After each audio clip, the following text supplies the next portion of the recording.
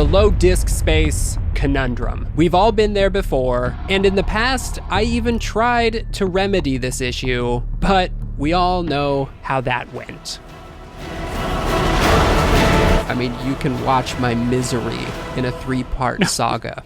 No! Something that I've been wanting to do for a very long time is upgrade the SSD in my OLED to at least a 1 terabyte. I had the 512 gig, which was great, especially coming from a 64 gig original Steam Deck. But my thought process was, what if I upgraded my OLED to a 1 terabyte and then harvested its SSD and just threw it in to the original Steam Deck? I knew a lot of people did the other way around, swap what they already had and put it in their new upgraded OLED Steam Deck and just keep playing like nothing had happened. But what I hadn't seen a lot of is, can you take the OLED and just dump it into the older version and does everything just work? So this is a very in-depth, step-by-step tutorial on 2 things. First of all, it is how to duplicate your current Steam Deck, everything that is on it, so that I don't lose any of the customization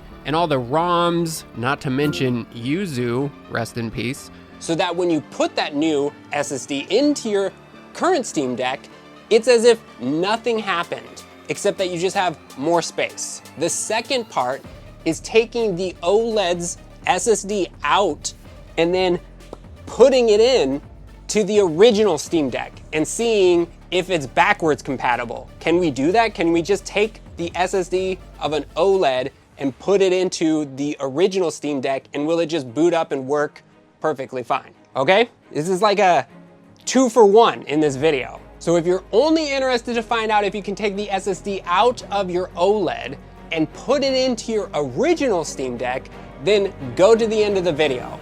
All right, I think that's it.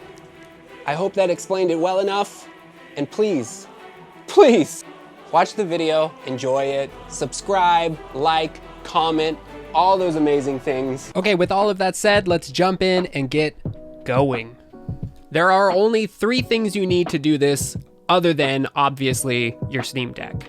The first being is an SSD enclosure. This is a majorly overkill enclosure if all you want to do is clone an SSD.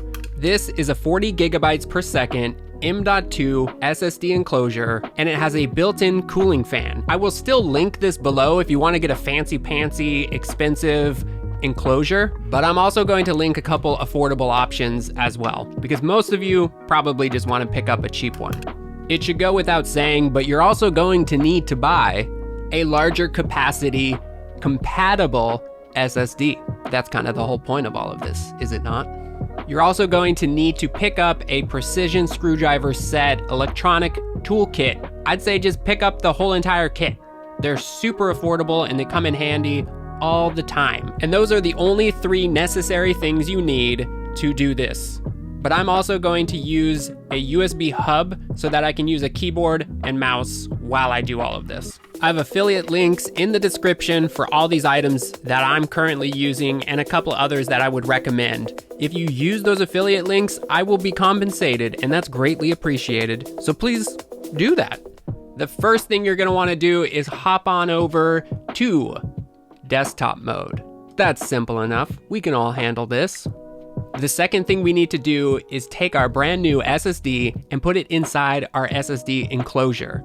Now mine doesn't fit, so I just put a little bit of tape on it. I'm not too worried about it. We're gonna be quick. The third step is easy enough. Plug it in. You do not have to use a USB hub, but if you don't, I would recommend to make sure that your battery is basically 100% full, because it can take a long time to transfer all your data. Once it's plugged in, mount it. Okay, we've gone into desktop mode and we have plugged in our new SSD and it's mounted. We are almost done, because this is that easy. Step 4 involves going down to your start menu and launching Konsole. Inside Konsole, we're going to put in a command and then hit enter, and it will do everything else for us. This is the command that you need to write. Don't worry, it is in the description, so you can just copy and paste it like I just did, because who wants to write this out and mess something up? After you have this and you've double, triple checked it, hit enter. At this point, it will ask you to put your sudo password in. If you don't have a sudo password, just create one. It's pretty easy. If you don't know how to create one, Google it. That's what I did. You just go into like your settings and your user and you create a password. It's pretty straightforward. I messed up my password the first time because I forgot. I tried it again the second time and boom, it began the process. At this point, I'm just waiting for the full 512 gigs to get transferred over to the new SSD. This didn't take as long as I thought it was going to, honestly.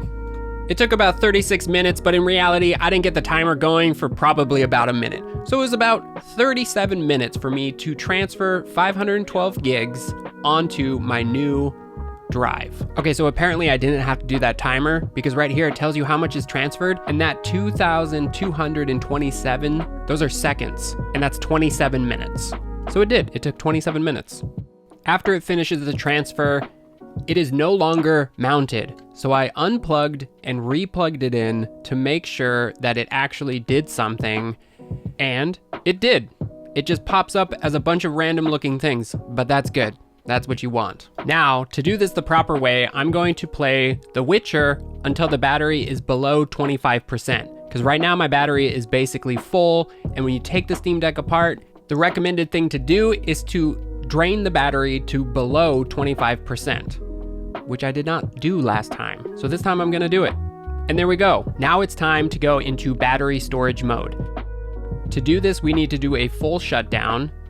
Then you hold the volume plus button and click the power button. Wait until you see this screen pop up. Then you can let go and navigate the menu with the D-pad. First, select Setup Utility and click A. Now go down to Power. Inside here, just click over to Battery Storage Mode. Click A to select it. At this point, you will say yes, and it will automatically shut down your Steam Deck. Congrats, you are now in battery storage mode, which just means you cannot turn this thing on anymore. The only way to power this device back on is plugging in the wall power outlet. We are now ready for the surgery part, so get it all cleaned up and ready to go. This baby needs to get naked. A very important step you will not want to forget is removing the micro SD card, because if you don't, there is a good chance you will rip it in half violently when you take the back plate off the Steam Deck. I have the SanDisk Extreme 1 terabyte and I love it. This is what made it possible for me to rock the 64 gigabyte original deck, and I'll leave a link below. Now it's time to start taking things apart. The case that's included with the Steam Deck is a perfect holder for this part. The new OLED makes everything super easy. You will only need the Torx 6 screw head to take everything apart. So good job, Valve, much appreciated. I just have a cheap toolkit that I've been using for years, and it's great. There's no need for some fancy, expensive toolkits. This gets the job done just great. There are 8 screws holding the back on. The OLED upgraded to a much better T6 screws, but even better, they are fastened into metal inserts rather than directly into the plastic mounts like the old OG Steam Deck. Honestly, after doing this project, when I took both the OG and the OLED apart side by side, it makes the original LCD Steam Deck feel a little bit more like a beta than an actual real product. The OLED is so much cleaner. Now that we have all those out of the way, keep them in a safe place for later. Many people pointed out that I probably fried my Steam Deck last time I tried to do this with my staticky electricity body. And if you want to know, yes, using a dryer sheet to reduce static electricity on your body can help prevent shocks when touching metal objects. And with the blessings of ChatGPT, our rising overlord, I felt very confident that I won't fry my deck. The next step is the one that feels the most aggressive, removing the back. This one, you just have to use way more force than you think, and all the clicking and crunching isn't anything breaking. It's just coming apart, and it's what you want. Starting around the L or R triggers is a good place to get in. After, you just work your way around, and you should be able to just pull it apart like that. After that mini heart attack, Before touching anything back here, Valve included this fun little battery tab to disconnect the battery before doing anything back here. So pull the tab till you feel it move. It only moves like 1 millimeter, but that's enough for it to get disconnected. It's probably a good idea to check it later once you remove that plate, just to make sure it's disconnected. The board shield only has 2 screws, both of them are on the left side, and again, we're still just using that T6 screw head. Again, thank you, Valve. After you get both of those taken out and put away in a safe place, there is this ribbon that is adheres to the whole entire bottom of the plate, and you don't want to rip it, so just take your time, wiggle it back and forth until you get it all the way off. And then there's one more little guy right here. Just again, take your time and be careful. Patience is key in here, as many people like to point out in my last time I attempted to do this. And then just pull the plate out. Now the SSD is exposed. And again, just get that T6 and start unscrewing this little baby SSD. Gently grab it and wiggle its way out of its socket. This is what it should look like, but we're actually going to take this SSD shield off of the original. This is the original. Ah, yes. Look at that. I'm going to take this 512 gigabyte and put it into my original Steam Deck. I think it should work, but we'll do that the last half of this video. Now we need to grab the cloned, larger 1 terabyte SSD, and we're gonna try to put that little shield onto this new one. Sometimes you have to pull this shield apart and rewrap it around your SSD because they're not the same exact size, but I was able to maneuver it around and it barely just slid back on. So I didn't have to do that. Here it is with the shield on it. Looks great. Now it's time to reinstall it, which is very simple. Just plug it back in and screw it down. At this point, you are getting dangerously close to finishing. And in my eagerness, I failed to remember to plug the battery back in. Oh my gosh. Instead, I quickly just temporarily threw the shield back on there. I didn't screw it back in because I wanted to do a test boot. Flipped it around, grabbed the power cable, I plugged it in, and then power started to flow through the cable into the Steam Deck. The haptics were working, and voila!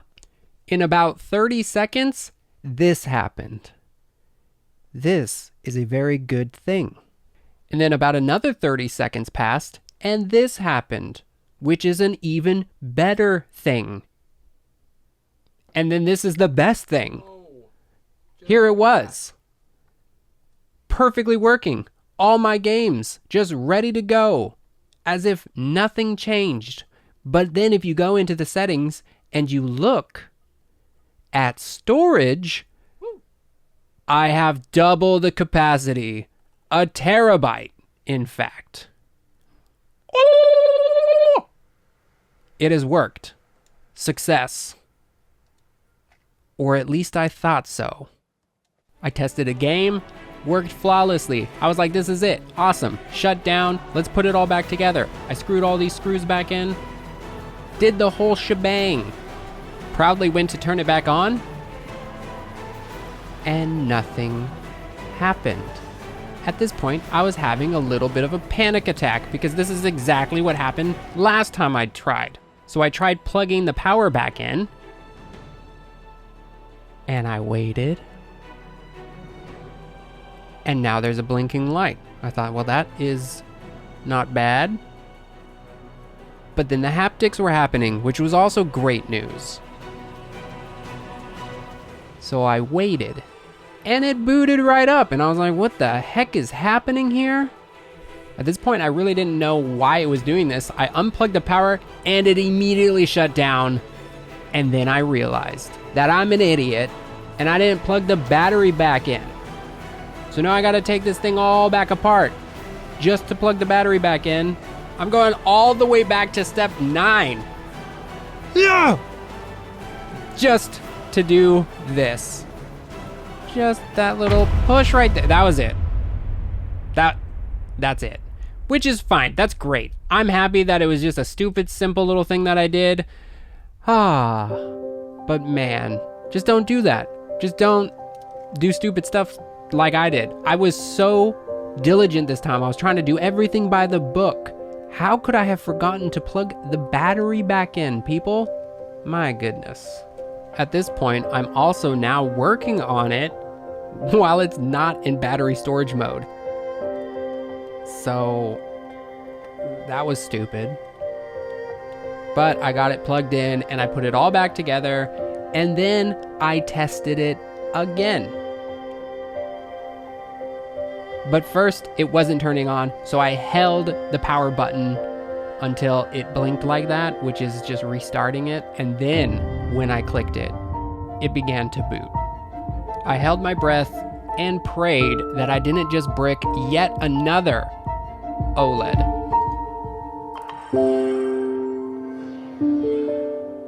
And that was the sound of success. We have done it.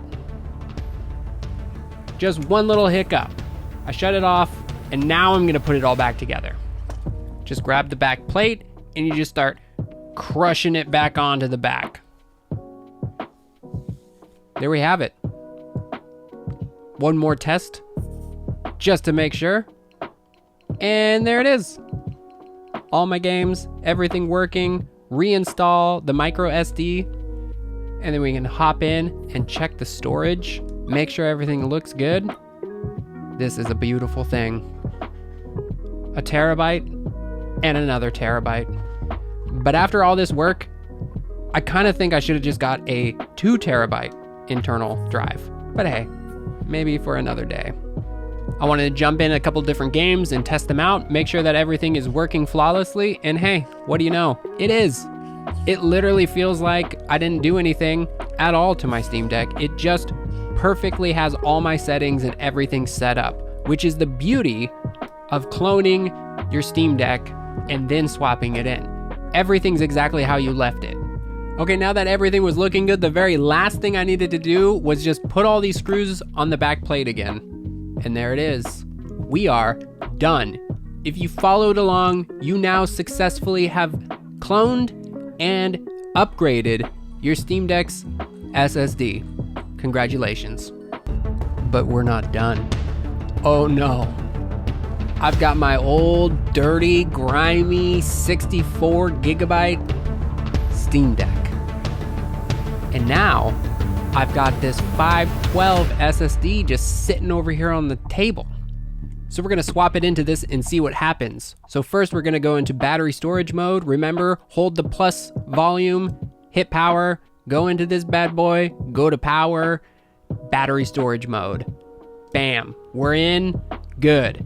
It's shut down. This is the screw head that I used. It worked fine. I pre-ordered this 64 gigabyte Steam Deck and got it pretty early on. So it doesn't look in as bad a shape as maybe you would have thought. It was definitely a little dusty on the inside. But in here, again, they've got that cool battery power tab, which was a little bit difficult to pull, and you kind of don't know if you really got it or not, because it just moves ever so slightly. But the inside of this guy is so jam-packed with stuff, and this plate just does not look as good. Nothing is as clean and beautiful as it is in the OLED version, but it's all basically the same exact thing. So you just still have to take this board shield out of here. One big difference is this has this little metal tape hiding a screw, which they got rid of in the new one, and I like that they got rid of this, because this was also a little janky. But I just carefully removed it because I'm gonna wanna put it back in this same exact spot. But then you know the drill, just unscrew it. Take your time, enjoy the process. No need to rush here. Also make sure that you keep all your screws organized. At this point, you're ready to pull it off. And now you can see the SSD. Go ahead and unscrew it, and then you can just gently wiggle it out. We're gonna need this bad boy. Save that for later. Here's this sad little guy. And now I tried to just like shove this back on, but it wasn't working. So I had to rip it apart and then wrap it back around my new SSD, which wasn't difficult. I just didn't want to have to do this. Just like, putting a nice little warm blanket around your brand new, well, I guess this is brand new to this Steam Deck. All right, now that it's all wrapped up, safety first, let's take this SSD and plug it back in, screw it back down, and this time we will plug the battery back in. Yeah, that's right. Plug the battery back in before putting the shield back on and everything else. Okay, battery's back. Test it out by plugging it in. This will boot it up, or it should, but I don't know. That was quick. It seems like it's gonna work, but then it stayed on this screen for about a minute and a half. But then thankfully, it booted up. And here it was. Everything seemingly perfect. So you can go from the SSD in the Steam Deck OLED new one and downgrade it and put it into the old LCD, and it just works, which is pretty cool. Very impressive. I've had no issues. Unplugged it. That battery power kicks in. Beautiful. Now we can just go in reverse and just start plugging and screwing everything back together. When you get the back plate back on, then you can re-put in the micro SD card. And there we have it. We have successfully updated both of the Steam Decks, who now have way more storage than they originally had. And it's very nice. I like it very much so. The only thing left to do is to screw the back on. And there we have it. We are done. We now have a 512 gigabyte original Steam Deck and a 1 terabyte OLED Steam Deck. Let me know in the comments if there's anything that I should have done differently or could have done differently. If you followed along and this was helpful, let us know in the comments as well. Please consider subscribing, hit that thumbs up, and all that good stuff. Thank you so much for watching. Until next time.